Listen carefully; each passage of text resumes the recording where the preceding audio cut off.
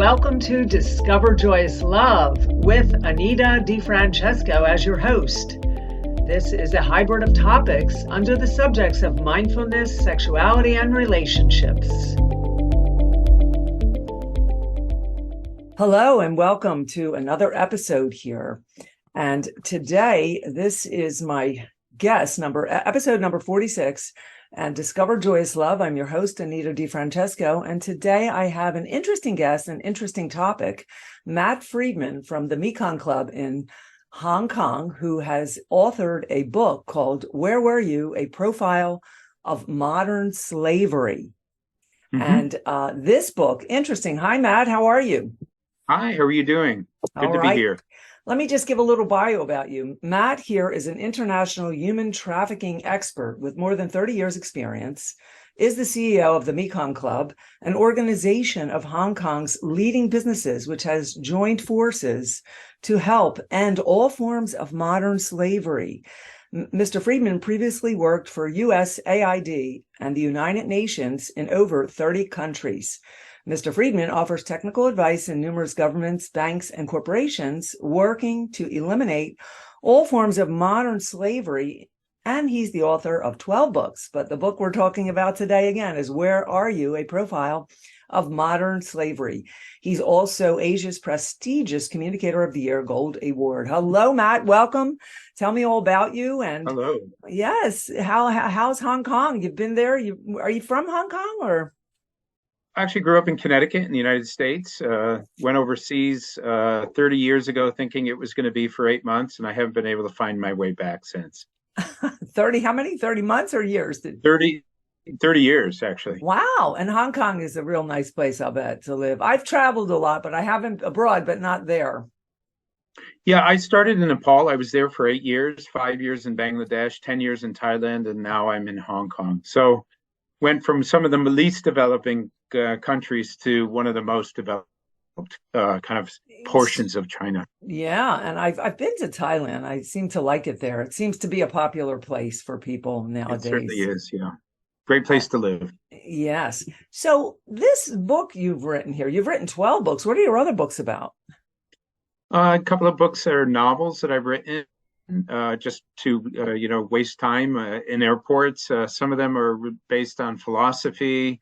A couple of technical books on metal casting in Bangladesh, how the lost wax method is. I used to do a lot of traveling, and when you go and you're on an airplane and you don't really want to do work, you want to do something else. So I just got into the habit of just writing, and most of these books have been published, and I'm quite happy to have that opportunity in my life. Wow, novels. What type of novels? Just general novels. Reading what genre? What genre? Thrillers, drama. My latest book, Dancing in the Light of the Moon, is based in India. It's based in India. Some people relate to the topic through kind of a more didactic approach or a nonfiction approach. Others, they like it through storytelling. So what I was able to do is collect all this information and then weave it into a story with a number of characters to look at human trafficking, forced labor, various other things from the perspective of people who have experienced it in India. And the other thing you can do with that is help people to understand that all the criminals aren't horribly terrible and all the good people aren't without their own flaws and foibles. Interesting. It's an interesting balance, huh? An interesting balance that you bring to light for the reader. Yeah, and the other thing is I was doing a lot of technical writing, and I felt like I needed to go to, I don't know which side of the brain is the more creative side, but when you write fiction, you can pretty much go off and use your imagination and do things that you can't do with a very technical report. And in fact, I think it's improved my writing as a result of it. Okay, wonderful. So on the subject of Where Were You? A Profile of Modern Slavery, your latest book, what inspired you firstly to write this book? Well, there's a lot of books that are out there, and many of them are good, but they tend to be focused on sex trafficking or on the fishing industry in Thailand or something else. I was unable to really find a book that was a compendium of all different types of human trafficking, the historical perspective, how it started, where is it, what needs to be done, and so forth. So my motivation for writing this was to have kind of a textbook on what you need to know if you want to know about human trafficking and how it started and everything else. The other thing is just there's just tremendous low awareness of the topic of human trafficking. I recently did a presentation tour across North America, started in Canada, spent 3 weeks there, almost a month in the United States, presented 91 times to 12,000 people. And I'm always astounded by the low level of basic awareness of this topic of human trafficking. People have a general sense that it has something to do with girls and brothels, but they don't really have a framework in their mind to understand when they get stories or information in what it all means. And so I tried to have this book focus on developing this framework for a person. So once you read this, you pretty much understand what you need to know as new information comes in. So my understanding of your book in the way that the modern slavery is, young girls that are taken and held hostage.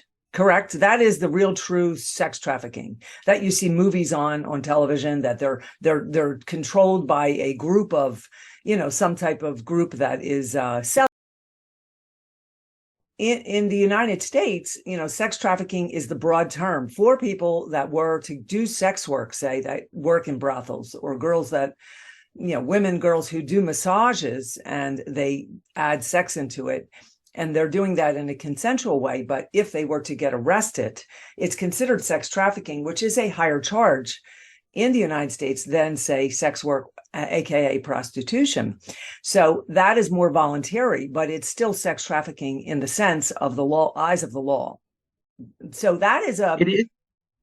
That is a. I was just going to say, anyone under the age of 18 who's in prostitution would be perceived as being a sex trafficking victim, whether they consent to do it or not. But many of the women and the girls in the United States are tricked and deceived and groomed into a situation where they eventually enter into it.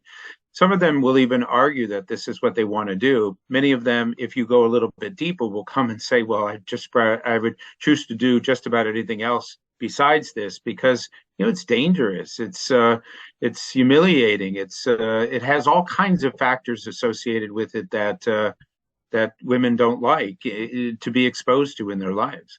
Right. And the shame that goes with it once they get out. And a lot of time women that end up in sex trafficking, they end up doing that work later on their own, because now and they acquiesce to it in the beginning. They meet these, I'll just say male. I would imagine it's more males that run the reign of women that are, in this, that hold them hostage, and and seeing a lot of movies on television. But I would think that, when they get out of it, they still end up staying, a lot of them, in that sex work kind of life, because that's all they know. And then now they're used to it. They've been so groomed to the point that is who they have become, right? Is that so? Or well, in the United States, I mean, once you have a record of prostitution, it's very difficult to get a job anywhere. I mean, people don't want to hire you. They assume that you are kind of used goods in a sense, and that you are part of a criminal network and so forth, whether or not you were trafficked into it or not. In Asia, if you are kind of put into prostitution, your family doesn't want you back. And we see this all the time. One of the saddest things that I used to see in Bangladesh was we would try to take a 16-year-old girl who was pulled off the street, forced into sex for a couple of weeks. We rescued her. Her family heard that that's what happened. They said, sorry, you can't stay here. You have your brothers and sisters that have to get married. You brought shame to the family. Her response is, well, I didn't do anything wrong. And they said, it doesn't matter. For whatever reason, that's what happened to you. And as a result of that, and so cultural norms in much of the world related to anyone who kind of enters into prostitution is unforgiving. And, they simply can't go. That's their life, because nobody wants them for anything else. So that's unfortunate, because most of the people that are involved that work are women. Okay, so there you go. Yes. It's a bias in a sense against women. You have these criminals, mostly male, with guns on the street that get a second chance. They have a Yes. criminal record. They're a killer. They get out of jail here in Philadelphia, where I am. They're all getting out of jail. So they're getting a second chance. That's a male. So the woman here, that even if she acquiesced into this or had no choice, or her parents, sometimes in those foreign countries, the parents sell them. Yeah. They want to make $1. I've seen many movies on this, but there's a big organizations out there now fighting with the law and getting bills passed to help these women, to bring justice to them, because so that they can have a life again, even though they have a record of prostitution. That's not the worst thing in the world. I think it's worse to have a record being a man, someone who shot someone, with a gun. I think that's a worse record to have. But yet those people are getting second chances. So, there is a fight. And I believe that there's some feminine, activism here that's going on, and women are being, in a sense, drawn back in that way, because a lot of women have started their lives that way. When I look back at some of the stories, I worked for an organization in Los Angeles. I lived there 20 years for Children of the Night. Lois Lee, Dr. Lois Lee founded this organization, and I'm a dance movement artist, therapist, psychologist, and all of that. And I would go in there and help some of the girls that they would rescue, and they would only rescue so many a year off the street, and give them a life, give them college education, et cetera, et cetera. So I don't know, because they have records of prostitution. Many of them have been arrested because their pimps, control them. And of course, their pimps pay to get them out of jail. And but in that sense, and I've also written a book, the DonnaGentileStory.com, and she is my first cousin in San Diego by policemen.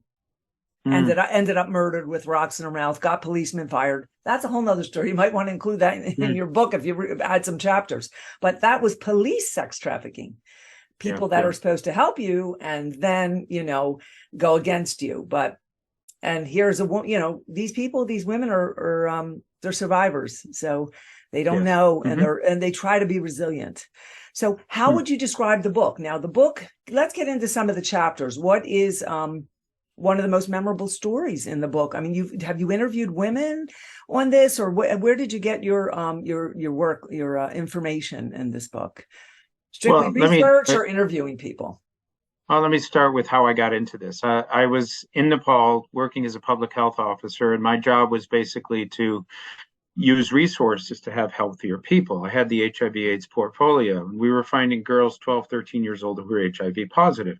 Now, Nepal and Asia is a very conservative culture. We shouldn't have found that disease among that age group. So we went to go and interview them and heard pretty much the same story over and over again. It went something like this.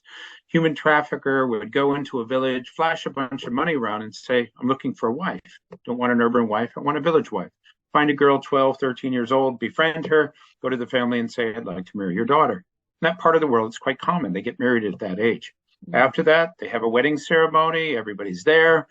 And then he says to the family, I'm going to take your daughter to the capital, Kathmandu, but don't worry, 3 months. But that's not what's going to happen. Instead, he takes her to Mumbai, India, to the red light district where the brothels are. Puts her in a room and he says, honey, stay here. I'll be back in a few minutes. As she was coming in, she saw these people milling around, said, no. I'm scared. Stay with me. He says, it's okay. I'll be right back. He goes to the madam to get to hand over the $500 or get the $500 for selling her to the brothel. He has the gold from the wedding. He hands the wedding pictures over, and then he leaves to go back to do this again, maybe 40, 50 times in a year. The madam then goes into the room where the girl is and says, guess what? Your husband just sold you to me, and you're going to be with 20 guys a day, every day, because I say so. You can imagine her shock. No, my husband loves me. Oh, that's what happened.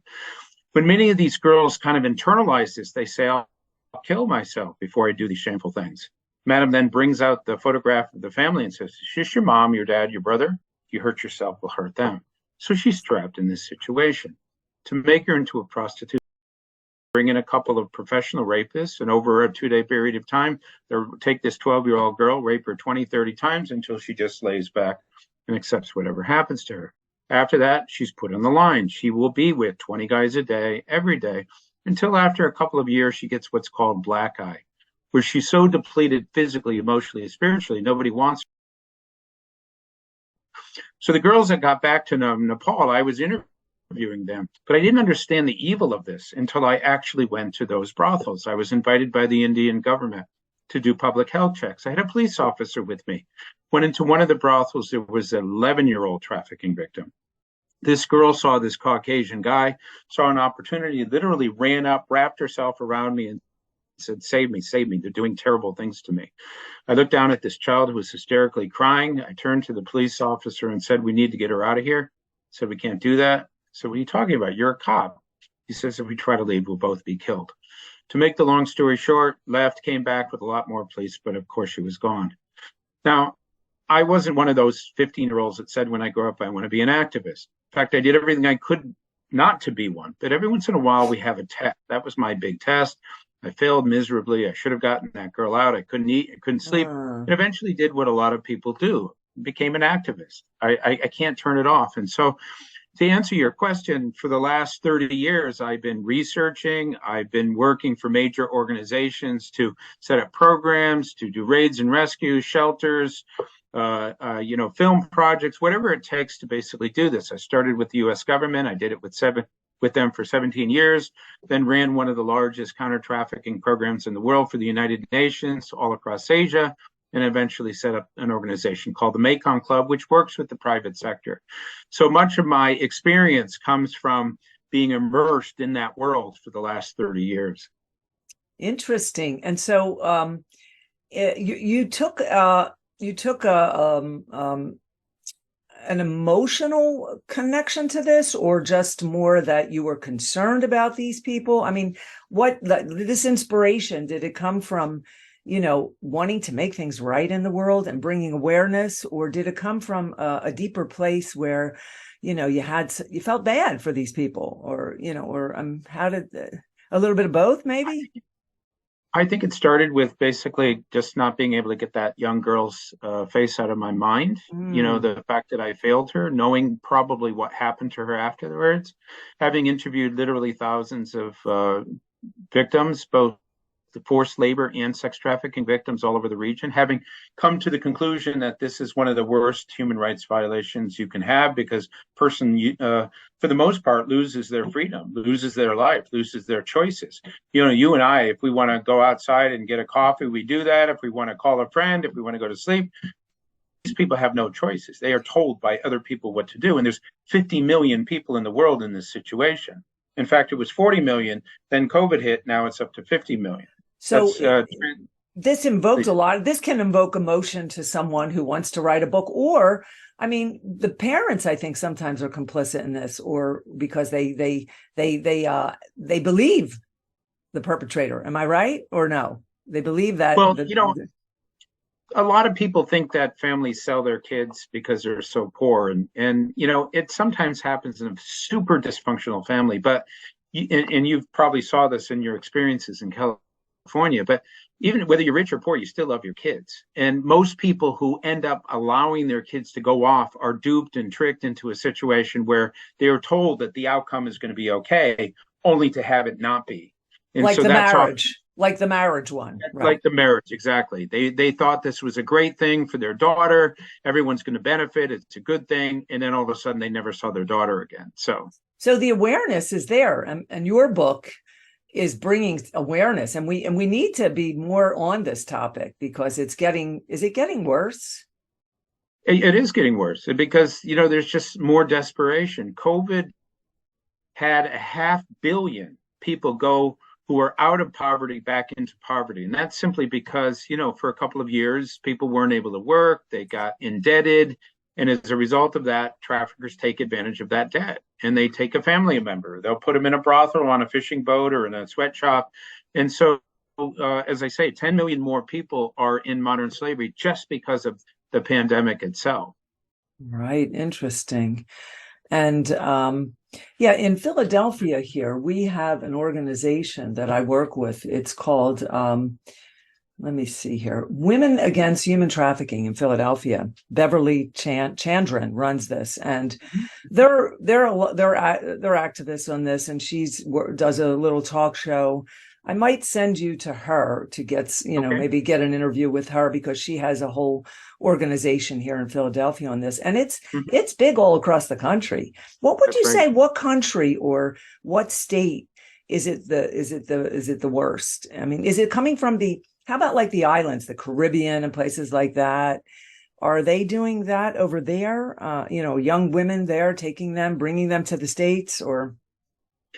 Much of sex trafficking in the United States is internal. It's the 14-year-old misunderstood girl who's having issues with her family. She runs away. She ends up at a bus station or a train station. The pimps are patrolling these places looking for that individual. They befriend her. They spend several weeks, showering her with love and affection, not asking her to do anything. And eventually, as a result of that, they then transition into, okay, well, me out, I need some money, you need to turn a trick. And, as a result of that, they have this systematic approach that basically helps people to go into that. We see that there are Asians that are brought in for the massage parlors and for the nail salon parlors and various other ones. We see Africans and Latin Americans coming in as well. Usually if you enter a developed country and you're under the radar and you're violating some kind of laws, people can take advantage of you. And all you have to do is basically threaten to give that person over to the authorities, or basically you talk about how it's going to be a lot worse with those people than it is with us, because they create this scenario about how terrible law enforcement is, and they'll beat you and rape you and torture and kill you and everything else. And so they create a sense of fear. So there's a lot of motivations that hold people in place once they're in sex trafficking in the United States. So there's a lot of pressure and fear put upon them. Sure, I can imagine. Absolutely. And it just seems like people don't care. I mean, people really don't care about, this subject. They think that it's the woman's fault, the girl's fault. Well, she wanted to do it. She wanted to be. And then they end up, once they're out and old, because when they get old, they get rid of them, correct? Once they get of a certain age, it's sort of like a sport player. When you're 35, you're done, you're out, right? So what is the age that they kick them out? And made all the money? Well, I mean, the age that they're recruiting them is in the United States, anywhere from 13, 14, 15. So you're talking about very young people. And the reason why you don't find older women in prostitution is because they just don't survive the process. The drugs, the alcohol, the abuse, the beatings, the psychological toll that it has on them. There's a certain point at which you just can't function anymore. And, and if you can't put the act on anymore to attract clients, because if you don't, something bad is going to happen to you. If you look depressed and sad, clients don't like that. They like the woman who appears to be happy and wanting to go along with them, and the showering of affection on somebody as if that person is so amazingly handsome that's the reason why she's going with him. It's all an act for many of them. It's a means to an end. They either do this because they need the money, or they do this because if they don't, something bad is going to happen to them. So we've done films, the films that you talk about, like Taken, people often talk about. I've seen that. Yeah. And that's an action adventure. The motivation is sex trafficking. His daughter's taken away, but it's basically a father goes and kills all the bad guys and saves the girl at the end. That's not the way it works. Right. That's the one with Liam Neeson. Am I right? Liam Neeson? That's right. Yeah. And it's the one that everyone says, oh, that's how I know about human trafficking. But, it's so simplistic in the way that it describes it. There's a whole process of how a person gets into it. There's a whole process once they're in there. There's a whole process after they leave.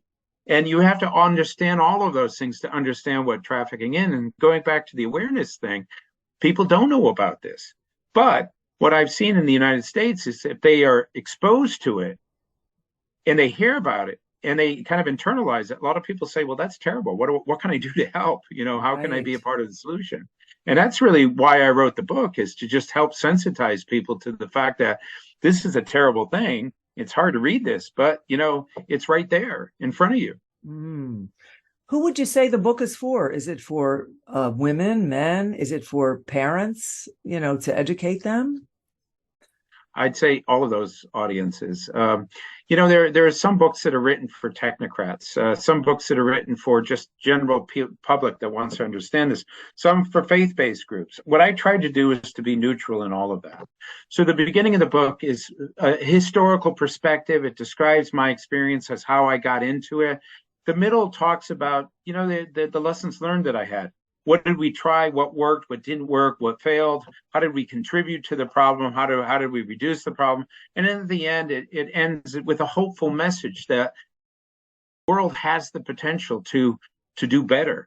The world has done amazing things. It's increased human rights and reduced poverty. It's helped to address many issues. We have put this on as a challenge as a world collectively. We could address this, but 25,000 people enter modern slavery every day, what we call human trafficking in the United States. Now, what do you think about social media? Are they in support of this? Do you get a lot of support from a lot of the social media networks out there on this topic? I find that sometimes they are against it in a way. They don't want it. They don't. Yeah, I started posting on LinkedIn. I committed myself to 365, 520 word posts. And I started, it's 306 days ago. So each day I'm posting. Most of it is on human trafficking, on public health. I put some nostalgia stories in there because if you do human trafficking every day, it's too much for people. But I've gotten tremendous support. Went from 1,500 followers to 11,000, and on a daily basis, I get people coming and saying, "I work for this organization. What can I do? I have these skills. What can I do?" So in a professional that, if you're on Instagram or if you're on, some of the more playful type of social networking, I agree with you. They don't really want to talk about it. They're having a good day. They're happy. We don't want to see that terrible, horrible, scary thing of human trafficking on our platforms. Well, how about Facebook? Do they support it in the sense? I think they don't. Facebook. Mm-mm. Well, Facebook recognizes that there's an issue and they want to address it. It's just that Facebook and other social network platforms offer an opportunity for people to be recruited and groomed, because nobody knows until you meet that person who's on the other end of that platform. You're just communicating in a way where you're giving messages, and same approach that pimps use in bus stations are used on social networking, where people are groomed.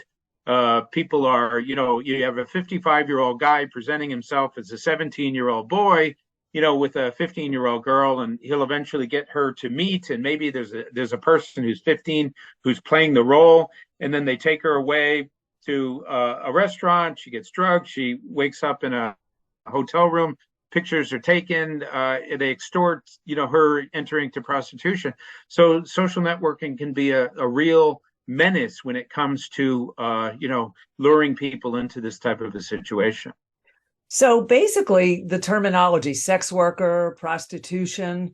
Now, these girls, of course, when a massage therapist does massage and includes a happy ending, so to speak, that's prostitution. So these girls are getting the label of being a prostitute when that is the label of the law, not of their choice. So of course, the way I view it is they're sex trafficked girls. They're not prostitutes, because prostitute is someone that's more consensual. And that is a law enforcement term that is given upon when they make that arrest to say a massage parlor. And a lot of those women in massage parlors, yes, they're brothels, and a lot of them in the Asian ones, they are sex trafficked, but a lot aren't. They're just people that want to do it. And so that falls into in Asia. Let me just point out, in Asia, the terminology sex worker would be a person who seeks to do this because they do it by choice and they can leave and so forth. They would say a prostitute is somebody who is a sex trafficking victim. So they make that distinction. And in different parts of the world, people get very upset if you use sex worker because they say it's not work, or the word prostitute because they say it's stigmatizing.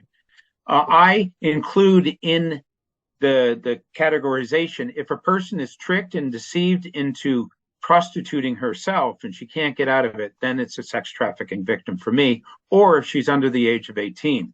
those are the definitions that we use. Now, there may be women who enter and say that they want to do this. As I say, usually there's a backstory, there's trauma in that person's life, abuse in that life, incest in that person's life, that leads her to the situation where she feels like she can enter into this and feel like it's okay. But I'm not saying everybody who falls into this is a sex trafficking victim, but in terms of the terminology, it's every location has its own definition of what those terms mean. Right, right. Because in the United States now, a general consenting, person working at a massage parlor doing that, anything in a sexual way, she's considered a sex worker. But they put her under, if they were to arrest her, the woman consenting, say in a massage parlor, she would be considered sex trafficked. They would give her that a charge, which would have to be demoted to prostitution, because sex trafficking is a higher charge in the law, in the eyes of the law here in the United States. So she would automatically, even though she's just some woman out there that wants to do this in her own massage parlor, say, whatever, she's going to get a sex trafficking charge.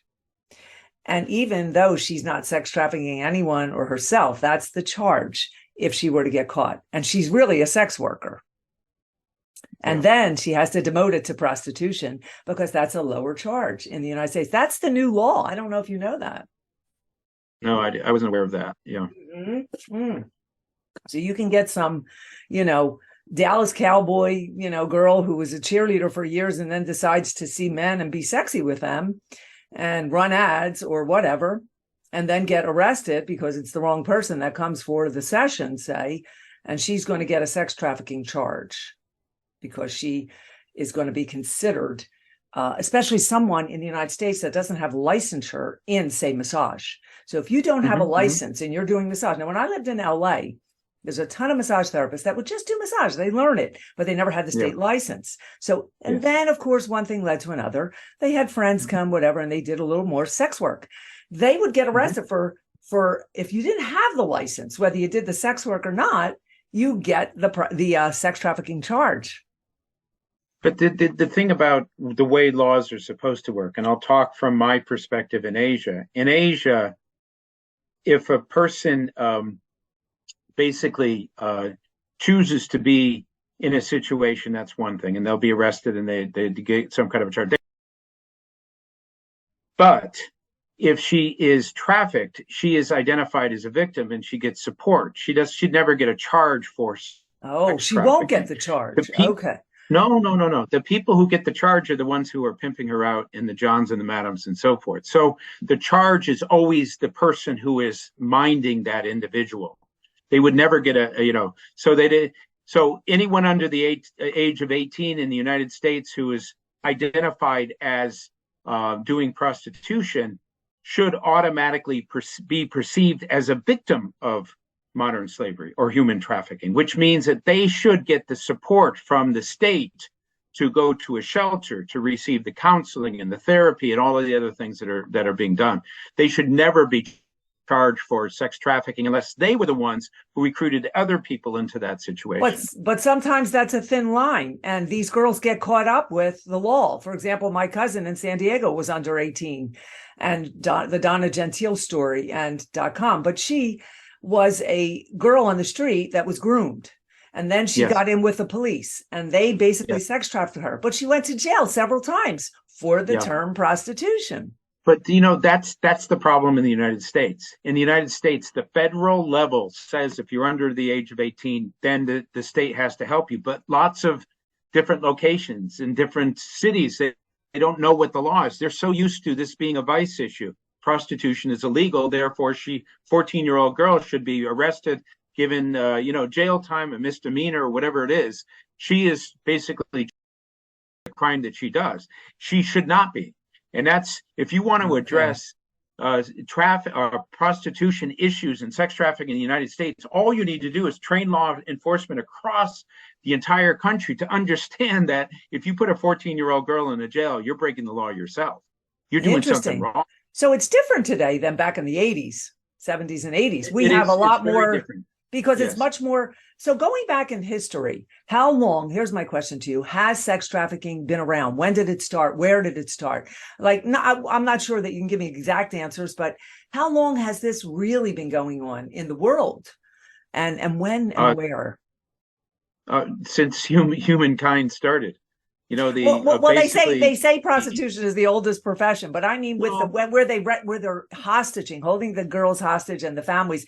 Was this going on in the 1950s? I mean, this has always been there. This has always been there. The only reason why sex trafficking was identified was because of HIV/AIDS. So what happened mm, was the people who were going to the women in prostitution and talking to them would say, this is what you do to protect yourself. Oh, by the way, how did you get into this situation? And then they tell the story about how they were tricked and deceived. Like, whoa, that's a human rights violation. And so initially we thought it was just because I was working in Nepal, between Nepal and India. Went to Thailand, they said time, went all over the world. And then because people ignored women in prostitution, they were bad girls, they were criminals and so forth. They didn't give them time of day. Nobody ever stopped to listen to the fact that they were tricked and deceived and into these situations. Now that we know that, that's where the name came from. But the process of grooming people, when I was 5 years old, my mom used to tell this story about how her mom was coming from Germany to go to Los Angeles. Didn't speak a word of English.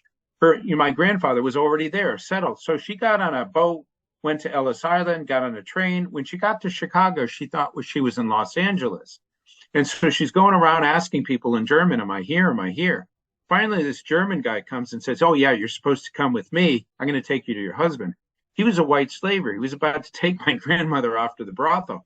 As it turned out, there was a German couple that saw this, stopped it, got her back on the train. She made it to California, became the godparents of one of my sisters, and the rest is history. The point, this has been going on forever. We just haven't paid any attention to it. Since the world has become more, well, we've become more aware of it over, at least, like you said, since HIV. But I would say over the last decade, there's been more attention and awareness on the subject, because there are more women's rights, and there's a lot more profiling going on out there in the legal system. And so it's bringing a light to almost everything, in a sense. But this one is still kind of on the back burner, I feel, because with where the profiling, because it's the female. And there's a lot of organizations out there that are in fight for this. Like, for example, I don't want to bring it up, but the Jeffrey Epstein thing, those girls were groomed. Sure. Mm-hmm. They were groomed. I don't know if you talk about that in your book or not, probably not, but they were sort of in agreement. They acquiesced to it. They were young girls. They were older, like maybe maybe they were 20 years old, but in that sense, it's the same thing. Now they, I don't know. What did you think about that whole thing? Well, I mean, actually, the girls were 15 to 17, so they would fall into victims of human trafficking. They should have gotten help. The fact that it happens at that level, rich and famous people, and on the other end of the spectrum, it happens in the slums in different locations and everywhere in between. When it comes to women's issues, women tend not to get the same protection as men, and not the same consideration as men. And again, when it comes to somebody who falls into the category of a fallen woman, whether she herself consented to start this or not, the shame and the stigma is still there. It's still a horrible situation. And until society changes that, I think we're going to be stuck with this problem of people not caring enough to, like, I look at it from this perspective. I'll tell you the story that came up with the name for the book. Yes, tell me that. How the story about how this title came up. This explains a lot. So years ago, I desperately wanted to do something to address the issue. So I was going to write another book. And at that time, I was going from the women and the girls, went to one shelter. There was a girl named Gita. Every time I approached her, she said, no, I don't want to give my story. But she sat and listened to all the stories that were being said. When I finished and I was leaving, Gita comes running up and says, I changed my mind. You can have my story. So she sat on one side of the table, the rest of us on the other side of the table. And over a 3-hour period, she told the worst story of rape and torture and disease and betrayal and murder. Honestly, didn't know what to say. This was the worst story I'd ever heard. And I had heard so many of them. Finally, I turned to this young girl angry at the traffickers for the horrific things they did to you. She paused and paused. And she said, no, I'm angry at you and you and you. She said, where were you? She said that every single day she prayed for. She went to school till she was 12. She knew that everything out in the open was right out in the open. Nobody was doing anything. She said she wasn't angry at the traffickers. She said they're just bad people being bad people. She said she was angry at the good people, a society for allowing a 15-year-old girl to be commercially raped 7,000 times, only to end up getting AIDS, and she was dying. She pretty much called us all out. For this to end, we as a world, as a culture, have to stop and say enough is enough. There's 6.2 million women in forced prostitution around the world today, forced to have sex with these people against their will. When does that become a problem? If a regular community person gets raped, everyone's up in arms. There's no difference. If there's not non-consent in this, what else do you call it? It's commercial rape. And it's happening millions and millions and millions of times a day.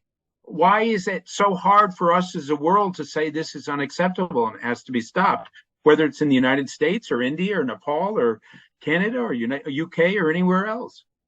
It's when I read a little bit of your book, but I have to read a little more. I don't know if I have a copy of it or not, but I saw someone sent me an email, and it's very touching. And it's touching that a man is writing this book, because I think of men with daughters, this would be a really good read for them. A man, especially men out there, to educate the man on this, and that they have daughters. What can parents do to enlighten their daughters, or save them, or protect them from getting this, something like this happening to them? I mean, we're out of control. Your child goes out, they go to school, you don't know if they're going to come home. Yeah, it's a great question. Actually, interestingly, men who have daughters tend to be a lot more sensitized to this. I have sons, but it doesn't matter. I just have a mentality that is very empathetic and compassionate. And when I see somebody who's being disenfranchised, or their rights are being abused and so forth, it bothers me. It's part of who I am. And the reason why I say that is that we don't pick our causes pick us. So I didn't wake up one day and say, out of these 10 things, this is what I'm going to do. I think I'll pick this one over that one. There's something in my DNA that draws me to this. And a lot of the people who are in this field of ours are in the same situation. They're drawn to it because of something about that. But, parents have to be concerned about this because, again, because of social networking, the sexploitation, which is another phenomena, which basically, grooms the person into eventually showing some skin, and then they extort money and do all kinds of other things. That results in the person being so embarrassed and so afraid that the world's going to find out and see a picture of them that they end up getting deeper and deeper into this. They have to be taught, if somebody is on the end of the line and it sounds too good to be true, it probably is. And you shouldn't trust anyone. You shouldn't share any information about yourself. You should really just focus on the people in the real world that you know, because you never know who that person is going to be. And if parents don't have the ability to do that, then the school should be doing that, or the faith-based group should. Somebody needs to be doing it, because that's a danger that we all face. And we all, when we were growing up, were told, don't get into a stranger's car, don't take candy from a stranger. It's an extension of that same message.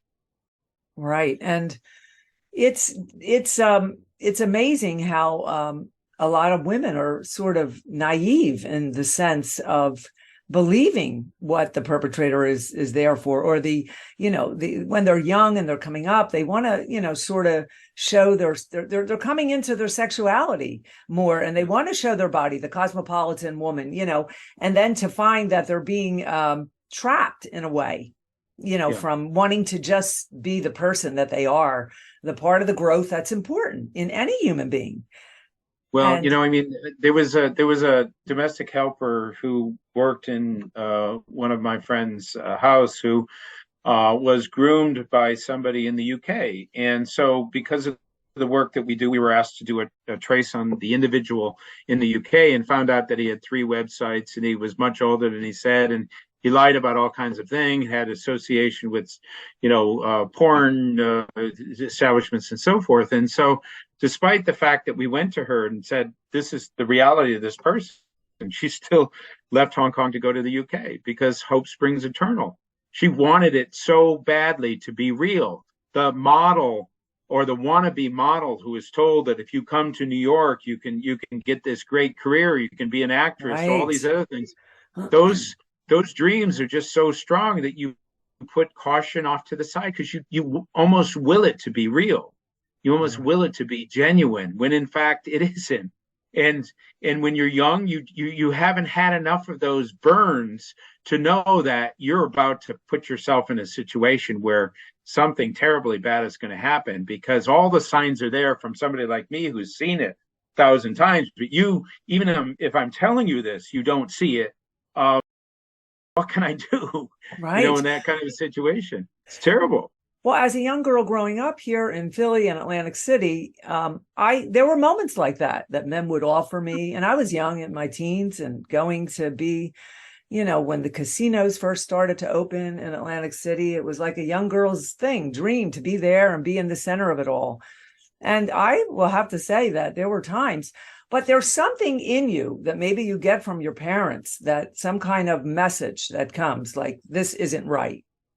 And I really think that the message from the parents, look, we're all going to be, I was very naive at one point with, and I'm young, and, and they wanted me, and yeah, sure, I fell into little traps, but nothing like sex trafficking. I think I was saved from that in a sense, because I wasn't stupid. I'm not saying that these people are stupid, but I just think that there's the message that the parents, or that they hear, not like, don't get in a car with a stranger, or don't hitchhike, or don't sleep with men, or, you're growing, you're going to be sleeping. You're a young girl. You want to have your sexual organs satisfied and pleasured. You're growing family one day, and babies, you have to learn. But I think that there's this thing with the parents that really need to kind of, there's some kind of loss within the girl that kind of goes into that, in a sense, that believes, in a sense, not all. Go ahead. The thing is, your parents tend to not be very good at talking about sexuality with their kids. And it's partly because they don't want to have that talk when the kids are young, when in fact they need to have it at an age when they're beginning to experiment and so forth, but they don't. So unless parents are able to be trained and taught what to say and how to say it, then they're not going to do it.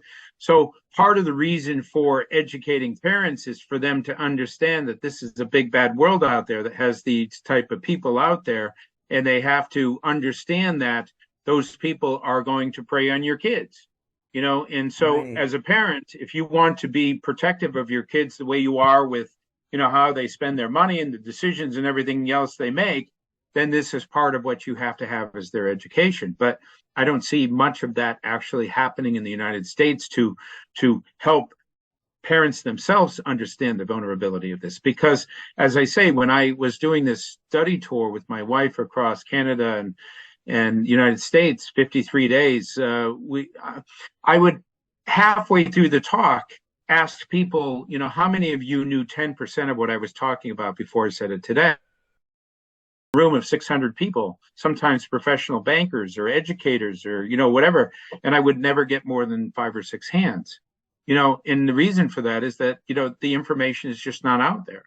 So awareness. That's why I do the LinkedIn posts. That's why I write these books. That's why I do podcasts, is because as a human being who's seen this firsthand and understands the absolute evil and sheer ugliness of what we're talking about, recognizing that it happens to a lot of people that are very similar to you and I, I just feel this need to help get to a point where enough people know about it, where eventually there's this awakening where we say, as a world, enough is enough.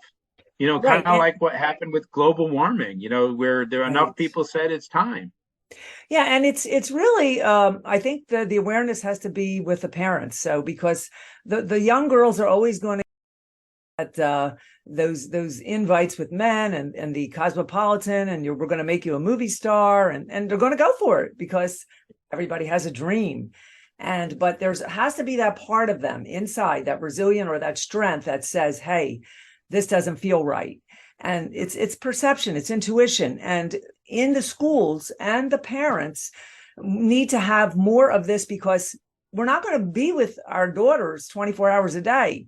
They're going to go into the world. They're going to have boyfriends. They're going to go on trips and travel. It's a big world there. It's no big deal for an 18-year-old to get on a plane and travel the world with a guy today.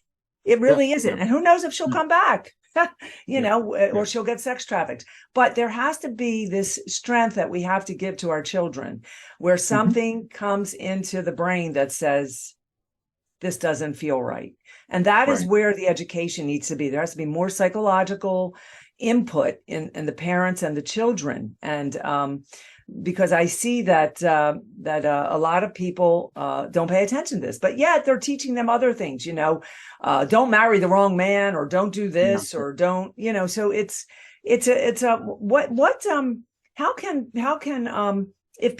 what do you say to people who find it hard to read a book like this? Would they be, are people finding it hard to read a book like this, or are they, is it emotion for them, or shame, or? This particular book, and it pulls back and a little bit, because I understand the pacing of this. And I know this because I wrote a novel years ago based on sex trafficking in Asia. And when I wrote the book, the victims and survivors that I spoke to basically said, you have to tell our story. You can't sugarcoat it. You got the good, the bad, and the ugly had to be there. So I maintained that. And so by page 60, when the initial kind of initiation rape scene was taking place, they said, no, this is too much. I can't read this. I'm having a really good day today. And so here they are in their living room. They have the AC on. They have a cup of coffee. They have a nice light. They have the book. They can't even read words on a page.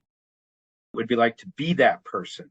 And I think we have to feel this. I think we have to inoculate ourselves with the fact that what we're talking about here is really ugly. And you can't turn away from the ugliness. You have to accept the fact that it exists. Until you do that, you're not going to get to the point where you're outraged, where you say something needs to be done to address this. This is terrible. This is awful. This is bad. And so people turn a blind eye. They turn a blind eye to it in denial. So there's a lot of denial about this subject. But reading a book like this, of course, could make someone feel painful, hurt, and feel bad for these people. But reading it could also, they can empathize better with your book. Once they read it. They can empathize, and they may want to step into the light and step out in the world and help people.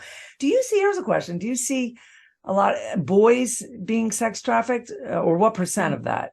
What percent of that? It's probably less than 5%. But it happens like in different locations. You'll see, especially young boys, infant type boys, 5 and under often are used. In the Philippines, you'll see online sexual exploitation where, kids will be asked to do certain things, and, people from the West are watching this and so forth. So it happens. It's not as common as, and there's less sympathy for them as well. If a 14-year-old boy is forced into prostitution for gay sex, there's very little sympathy for that person. He's doing it because he wants to. He's gay, and so he's doing it. Right. Yeah. Interesting. This has been a really good conversation we're having. What else do you want to tell me? We maybe have about 5 more minutes left or so. What else do you want to tell me about the book? What can people do out there to help? What can the average person do to be a part of this, to help out? Well, I think the first thing is to read the book so that you understand what it is we're talking about, so that you have the definitions and the understandings and the cases and the examples and what's worked and what hasn't worked. Second thing is to be a part of raising awareness. Give the book to somebody else, or go online, and if you see an article on this, share it with your network. Talk about this with your family and your friends and your colleagues. You can be a responsible consumer. A lot of what we're talking about related to human trafficking is labor trafficking, where people work in sweatshops and so forth. So before you go and buy online, to see if the company that you're buying from has a policy. If they do, congratulate them. If they don't, say, listen, I like your products, I'd feel better. You can volunteer. My organization that works with the private sector has about 70 volunteers, professional people who want to give back. They heard about the stories. They heard about the issues. They want to use their communication skills, their legal skills, their public speaking skills, their administration skills. And we help to link them up with NGOs and so forth so they're able to do that. Or make donations. There are a lot of organizations post-COVID that are suffering. The resources aren't there. And for them to do what it is that they need to do, they need this support. So all those things, they may seem small, but if 1 million people did that, that's 1 million kind gestures that would add up to something quite big. So part of awareness raising is to get enough people to just accept some responsibility and want to do something, even if it's Is fundraising available for this to help the organizations to fight the book is sold for the purpose of raising money for fundraising to address modern slavery and human trafficking. So okay, so that's where the proceeds of the book go, right? I did read that. That's yes. Right. So this has been a really wonderful topic, and I like talking about this. And I don't feel the shame. I just feel that I want to stop it. I want to end it.